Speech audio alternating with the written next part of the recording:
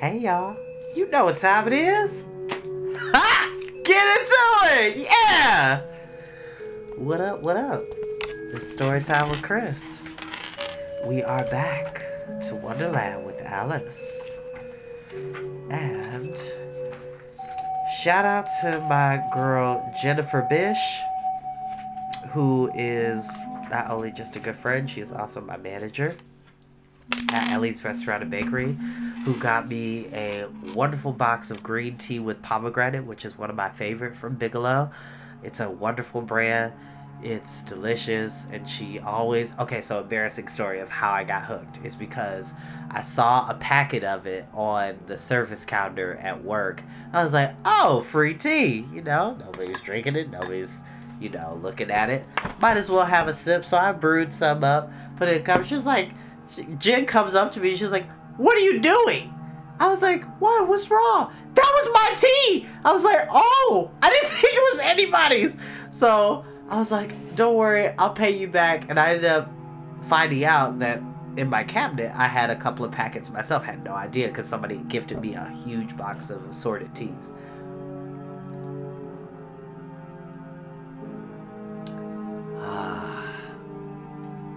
Heaven in a glass. With my beautiful cup. And thank you, Tyler. Thank you for watching, Freya.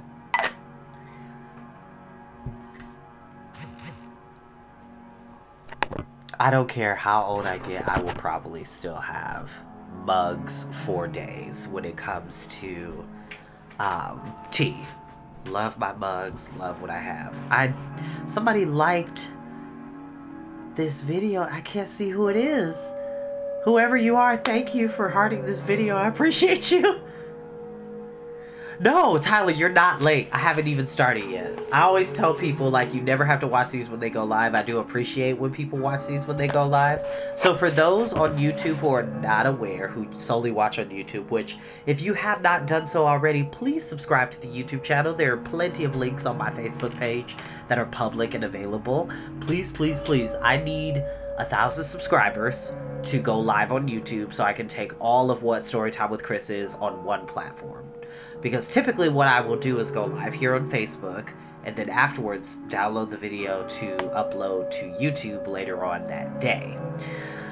And it's quite hard to get 1,000 subscribers. I don't know what else to do. If any of my friends who are very media savvy want to help me out, let me know and we can talk. We can talk about helping me out with that service. Anyway, the music I am playing is not my own, but it's from Mr. Ambiance here on YouTube, which I'm telling you, this person, they have a beautiful assortment of ambient music from different films, video games, movies, books, whole bunch of stuff. And thank you, Fred. Aw, you're so sweet. So, without further ado, we will continue the story with Alice as she is swimming in a pool of tears, but has soon caught up to land, so we will see what happens next. Chapter 3. A caucus race and a long tail. They were indeed a queer-looking party that assembled on the bank, the birds which draggled feathers, the animals with their fur clinging close to them, and all dripping wet, cross, and uncomfortable. The first question, of course, was how to get dry again. They had a consultation about this, and after a few minutes it seemed quite natural to Alice to find herself talking familiarly with them as if she had known them all her life. Indeed, she had quite a long argument with the Lorry, who at last turned sulky and would only say, I am older than you, and you must know better. And this Alice would not allow without knowing how old it was, and as the Lorry positively refused to tell its age, there was no more to be said. At last the mouse, who seemed to be a person of some authority among them, called out, Sit down, all of you, and listen to me. I'll soon make you dry enough. They all sat down at once in a large ring, with the mouse in the middle. Alice kept her eyes anxiously fixed on it, for she felt sure she would catch a bad cold if she did not get dry very soon. Ahem, said the mouse with an important air. Are you ready? This is the driest thing I know. Silence all round, if you please. So, just to give an idea of what's happening, there's Alice among all these birds, which, by the way, this, kids, is a dodo. It is a bird that used to be around, but because of hunting and, poor feeding grounds, they became extinct. The dodo was an awesome bird. It could not fly, couldn't hunt. It just was a very chubby bird that was very fun to look at. And it could run really fast. I miss the dodo. Maybe science can bring it back. Safely. William the Conqueror, whose cause was favored by the Pope, was soon submitted to by the English, who wanted leaders and had been of late much accustomed to usurpation and conquest. Edwin and Morcar, the Earls of Mercia and Northumbria. Ugh, said the Lory with a shiver. I beg your pardon, said the Mouse, frowning, but very politely. Did you speak? Not I, said the Lory hastily. I thought you did, said the Mouse. I proceed. Edwin and Morcar, the Earls of Mercia and Northumbria, declared for himself, and even Stigand and the patriotic Archbishop of Canterbury found it advisable. Found what? Said the Duck. Found it, said the Mouse, replied rather crossly. Of course you know what it means. I know what it means well enough when I find a thing, said the Duck. It's generally a frog or a worm. The question is, what did the Archbishop find? The Mouse did not notice this question, but hurriedly went on. Find it advisable to go with Edgar Atheling to meet William and offer him the crown. William's conduct at first was moderate, but the insolence of his Normans... How are you getting on now, my dear? It continued, turning to Alice as it spoke. As wet as ever, said Alice in a melancholy tone. It doesn't seem to dry me at all. In that case, said the dodo solemnly, rising to its feet, I move that the meeting adjourn for the immediate adoption of more energetic remedies. Speak English, said the eaglet. I don't know the meaning of half those long words, and once more, I don't believe you do either. And the eaglet bent down its head to hide a smile. Some of the other birds tittered audibly. What I was going to say, said the dodo in an offended tone, was that the best thing to do to get us dry would be a caucus race. What is a caucus race? Said Alice, not that she much wanted to know, but the dodo had paused as if it thought that somebody ought to speak, and no one else seemed inclined to say anything. Why, said the dodo, the best way to explain it is to do it. First, it marked out a race course in a sort of circle, the exact same shape doesn't matter, it said. And then all the party were placed along the course, here and there. There was no 1, 2, 3 and away, but they began running when they liked and left off when they liked, so that it was not easy to know when the race was over. However, when they had been running half an hour or so, and were quite dry again, the dodos suddenly called out, The race is over! And they all crowded round it, panting and asking, But who has won? This question the dodo could not answer without a great deal of thought, and it sat for a long time with one finger pressed upon its forehead, the position in which you usually see Shakespeare in the pictures of him, while the rest waited in silence. At last the dodo said, Everybody has won, and all must have prizes. But who is it to give the prizes? Quite a chorus of voices asked. Why, she, of course, said the dodo, pointing to Alice with one finger, and the whole party at once crowded round her, calling out in a confused way, Prizes! Prizes!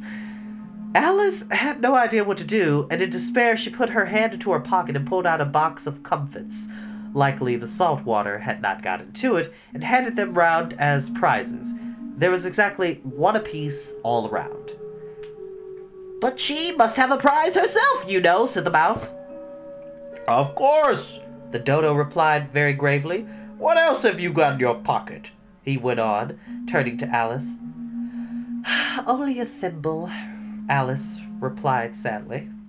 Hand it over. So if you notice very closely that the dodo has hands, and he is very sharply dressed with his cane, as all the other animals in the background are quite interesting. You have to understand, children, this is a story of nonsense. Nothing would be what it is because everything would be what it isn't. And contrary-wise, what it is, it wouldn't be. And what it might be, it would. Then they all crowded round her once more while the dodo solemnly presented the thimble, saying, "We beg your acceptance of this elegant thimble." And when it finished this short speech, they all cheered. Alice thought the whole thing was very absurd, but they all looked so grave that she did not dare to laugh. As she could not think of anything to say, she simply bowed and took the thimble, looking as solemn as she could. The next thing was to eat the comfits. This caused some noise and confusion as the large birds complained that they could not taste theirs, and the small ones choked and had to be patted on the back. However, it was over at last, and they all sat down in a ring and begged the mouse to tell them something more. "You promised to tell me your history, you know," said Alice. "And why is it you hate, C and D, cats and dogs?" She added in a whisper, half afraid that it would be offended again. "Mine is a long and sad tale," said the mouse, turning to Alice and sighing. "It is a long tale, certainly," said Alice, looking down with wonder at the mouse's tail. "But why do you call it sad?" And she kept on puzzling about it while the mouse was speaking, so that her idea of the tale was something like this.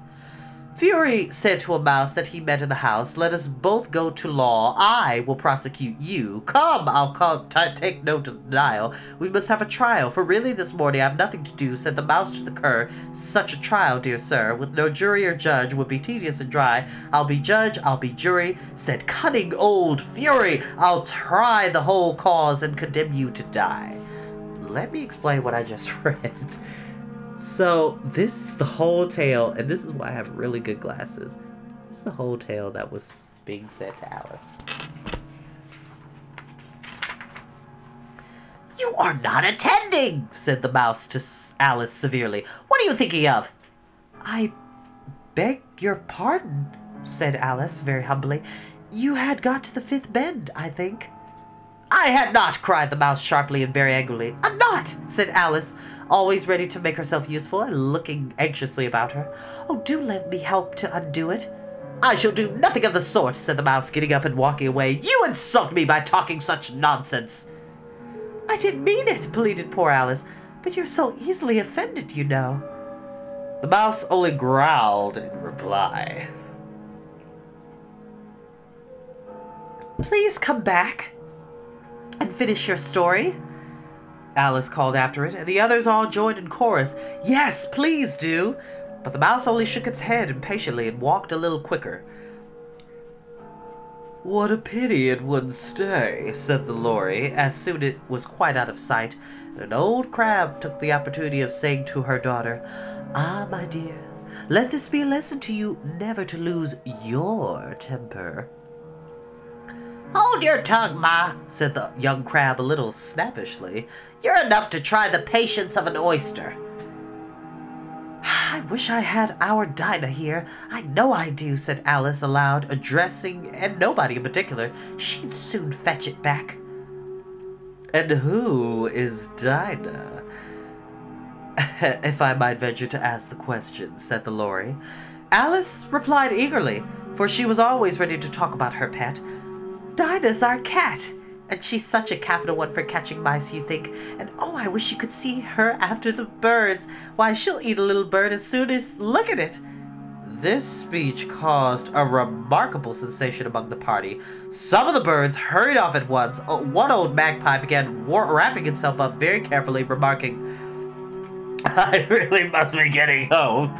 The night air doesn't suit my throat." And a canary called out in a trembling voice to its children, "Come away, my dears. It's high time you were all in bed."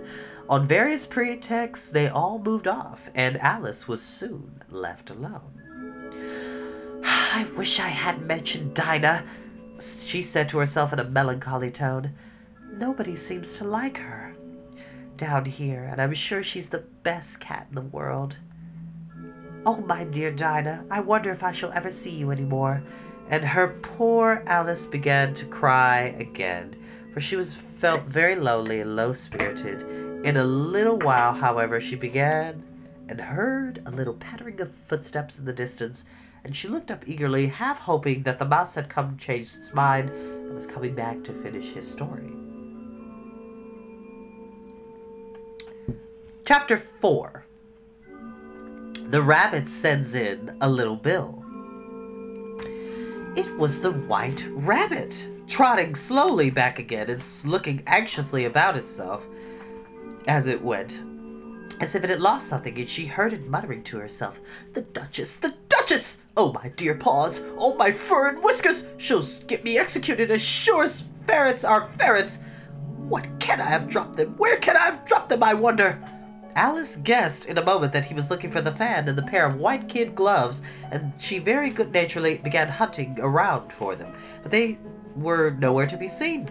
Everything seemed to have changed since her swim in the pool, and the great hall with the glass table and the little door had vanished completely.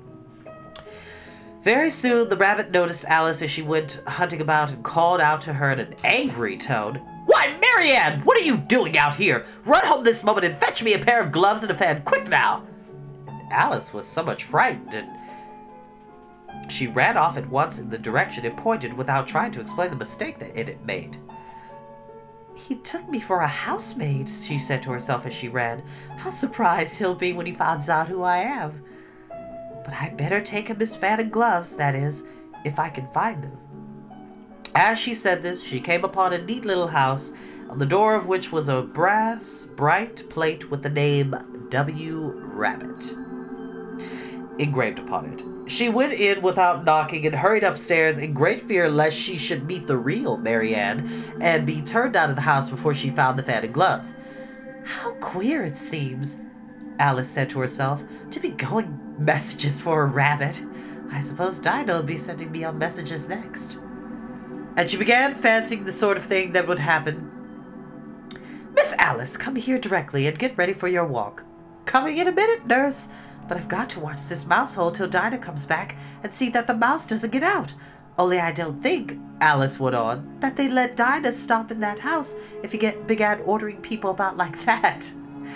By this time she found her way into a tiny little room with a table in the window. On it, as she had hoped, a fan and 2 or 3 pairs of tiny white kid gloves. She took up the fan and a pair of the gloves and was going to leave the room when her eye fell upon a little bottle that stood near the looking-glass. There was no label this time with the words "Drink me," but nevertheless she uncorked it and put it to her lips. "I know something interesting is going to happen," she said to herself, "whenever I eat or drink anything, so I'll just see what this bottle does. I do hope it'll make me grow large again, for I really am quite tired of being such a tiny little thing."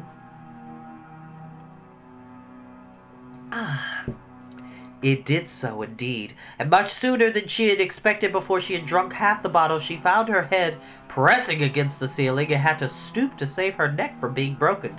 She hastily put down the bottle, saying to herself, "That's quite enough. I hope I shan't grow any more. As it is, I can't get out of the door. I do wish I hadn't drunk quite so much." Alas, it was too late to wish that. She went on growing and very soon had to kneel down on the floor. In another minute there was not even room for this. And she tried the effect of lying down with one elbow against the door and the other arm curled round her head. Still she went on growing, and as a last resource she put one arm out of the window and one foot up the chimney and said to herself, "Now I can do more. Whatever happens, what will become of me?" Luckily for Alice, the little magic bottle had now had its full effect, and she grew no larger. Still, it was very uncomfortable, and as there seemed to be no sort of chance of her ever getting out of the room again, no wonder she felt unhappy. So there's our Alice, just big and stuck in this room. Poor thing. It's just not a good day for this girl. Not a good day's fishing. Not a good day's fishing. It was much pleasanter at home, thought poor Alice, when one wasn't always growing larger and smaller and being ordered about by mice and rabbits. I almost wish I hadn't come down that rabbit hole. And yet, it's rather curious, you know, this sort of life. I do wonder what can have happened to me.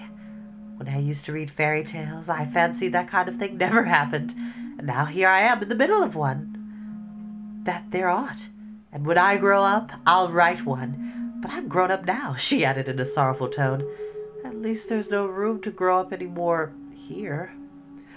But then, thought Alice, shall I never get any older than I am now? That'll be a comfort one way.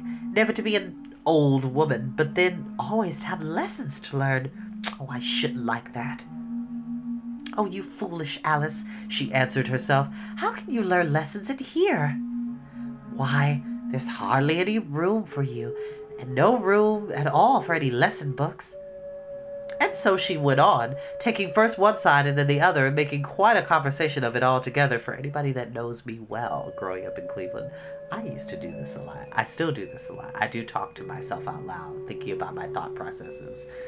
So yes, for those who also think out loud, don't be ashamed. We are cool, we are different, and that is okay. And there's a obnoxious fly that has come into my room, but I will get you later.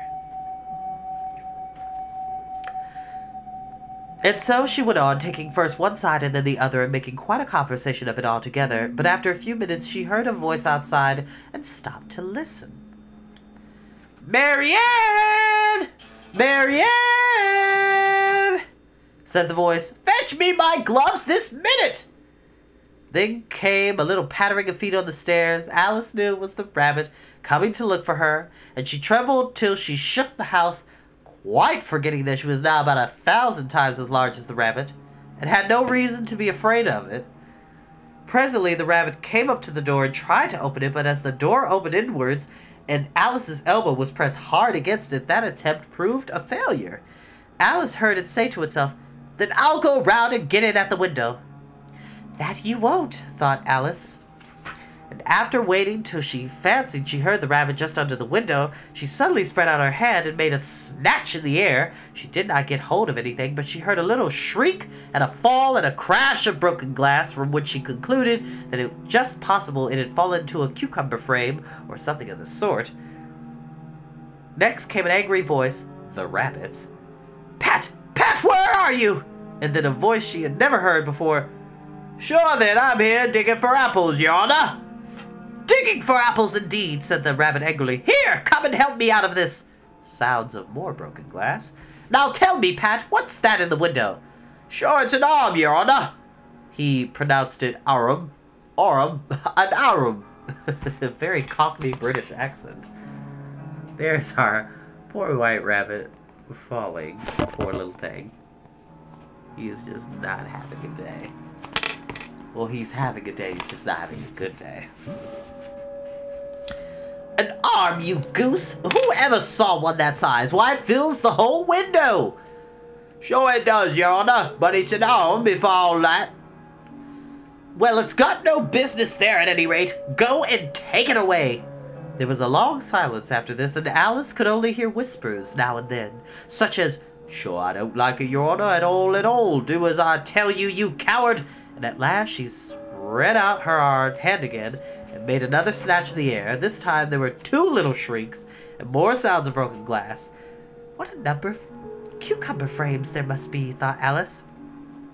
"I wonder what they'll do next. As for pulling me out of the window, I only wish they could. I'm sure I don't want to stay in here any longer." She waited for some time without hearing anything more. At last came a rumbling of little cartwheels and the sound of a good many voices, all talking together. She made out the words, "Where's the other ladder? Why, I hadn't to bring but one. Bill's got the other. Bill, fetch it out here, lad. Here, put 'em up at this corner. No, tie 'em together first. They don't reach half high enough yet. Oh, they'll do well. Don't be particular. Here, Bill, catch hold of this rope. Will the roof bear? Mind that loose slate. Oh, it's coming down. Heads below." A loud crash. "Now, who did that?" "It was Bill, I fancy." "Who's to go down the chimney?" "Nay, I shan't." "You do it?" "That I won't." "Then Bill's got to go down." "Here, Bill, the master says you got to go down the chimney." "Oh, so Bill's got to come down the chimney, has he?" said Alice to herself. "Why, they seem to put everything upon Bill. I wouldn't be in Bill's position for a good deal. This fireplace is narrower, to be sure, but I think I can kick it a little." She drew her foot as far down the chimney as she could and waited to heard a little animal she couldn't guess of what sort it was, scratching and scrabbling about in the chimney close above her, then saying to herself, "This is Bill." She gave one sharp kick and waited to see what would happen next. The first thing she heard was a general chorus of, "There goes Bill!" Then the rabbit's voice alone, "Catch him, you, by the hedge!" So that's what happened to Bill, because Bill is a lizard. Which is quite frightening to see as a little girl. Or anybody for that matter. Silence, and in another confusion of voices, "Hold up his hand! Brandy, now! Don't choke him! How was it, old fellow? What happened to you? Tell us all about it!" Last came a little feeble, squeaking voice. "That's Bill," thought Alice. "Well, I hardly know. No more, thank ye. I'm better now, but I'm a deal too flustered to tell you. All I know is something comes at me like a jack-in-the-box, and up I goes like a skyrocket." "As you did, old fellow," said the others. "We must burn the house down," said the rabbit's voice, and Alice called out as loud as she could, "If you do, I'll send Dinah at you." There was a dead silence instantly, and Alice thought to herself, "I wonder what they'll do next. If they had any sense, they'd take the roof off." After a minute or two, they began moving about again, and Alice heard the rabbit say, "A barrelful will do to begin with." "A barrelful of what?" thought Alice, but she had not long to doubt, for the next moment a shower of little pebbles came rattling in at the window, and some of them hit her in the face. "I'll put a stop to this," she said to herself, and shouted, "You better not do that again." She produced another dead silence. Alice noticed with some surprise that the pebbles were all turning into little cakes as they landed on the floor, and a bright idea came into her head. "If I eat one of those cakes," she thought, "it's sure to make some change in my size. Excuse me.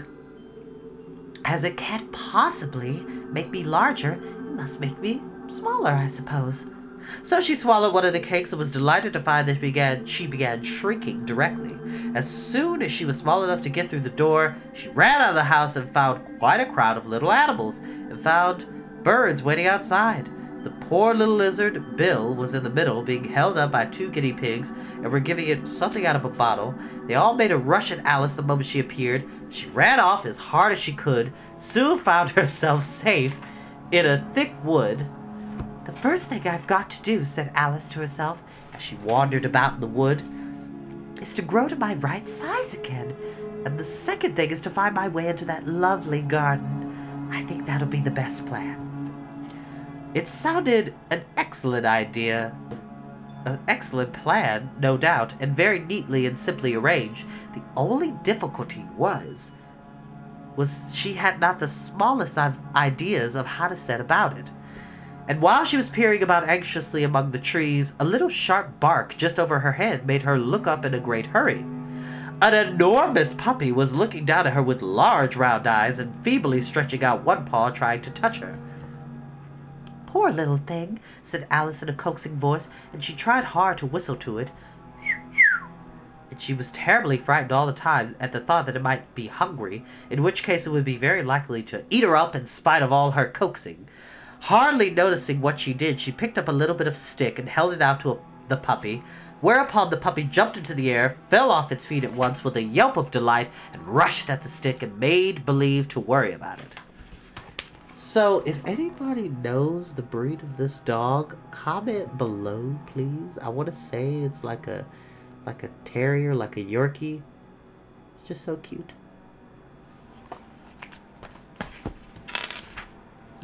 Then Alice dodged behind a great thistle to keep herself from being run over, and the moment she appeared on the other side, the puppy made another rush at the stick and tumbled head over heels in its hurry to get on a hold of it. Then Alice, thinking it was very like having a game of play with a cart horse, and expecting very much to be trampled under its feet, ran round the thistle again. Then the puppy began a series of short charges at the stick, running a very little way forwards each time and a little way back, and barking hoarsely all the while, till at last it sat down a good way off, panting with its tongue hanging out of its mouth, and its great eyes half shut. This seemed to Alice a good opportunity for making her escape, so she set off at once, and ran till she was quite tired and out of breath, until the puppy's bark sounded quite faint in the distance. "And yet what a dear little puppy it was," said Alice, as she leant against a buttercup to rest herself, and fanned herself with one of the leaves. "I should have liked teaching it tricks very much, if it only been the right size to do it. Oh dear, I'd nearly forgotten that I've got to grow up again. Let me see, how is it to be managed? I suppose I ought to eat or drink something or other, but the great question is, what?" The great question certainly was what. Alice looked all around her at the flowers and the blades of grass, but she could not see anything that looked like the right thing to eat or drink under the circumstances. There was a large mushroom growing near her, about the same height as herself, and when she had looked under it and on both sides of it and behind it, it occurred to her that she might as well look to see what was on top of it.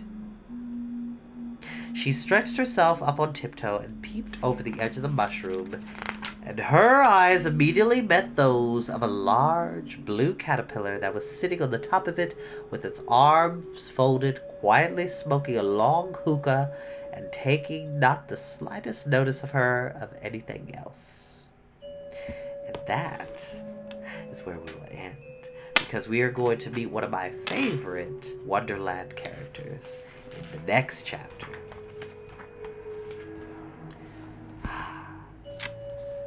Story is magical, as all stories are. By the way, y'all, I want to emphasize, if y'all ever have specific books that you would like me to read, which after this we are going to read Through the Looking Glass, which is a sequel to this book, and then we are going to read Redwall, which is the first book of the Redwall series, and depending on how well that goes, I will read the sequels after that, which technically is Matameo, and then there's Mossflower, which technically is the prequel to Redwall, but is technically the sequel to Martin the Warrior, which is a really good book. Anybody that's a Brian Jakes Redwall series fan knows these books are dynamite. Shout out to Dark Star Bookstore for hooking me up with some really good editions of these books that are very pristine. They do an amazing job, y'all. They really do. But yeah, thank you all so much for watching these videos. Like I said, like, share, subscribe. Please, please, please, please, please go to the YouTube channel. I need at least 1,000 subscribers. I cannot express that enough. And I also want to emphasize, I do not do this for profit. I don't do this for money. This is a fun project in my spare time that I take upon myself to have people fall in love with the world of literature. Because no matter how old or young you are, you should always be reading. Whether it's a book, a magazine, a novella, a comic, a manga, a newspaper clipping, you should always be reading. Because reading is not just fundamental, it is essential. It is important. And thank you all so much for watching. I appreciate you all so much. And I will see you all tomorrow for another episode of Storytime with Chris. Love you all.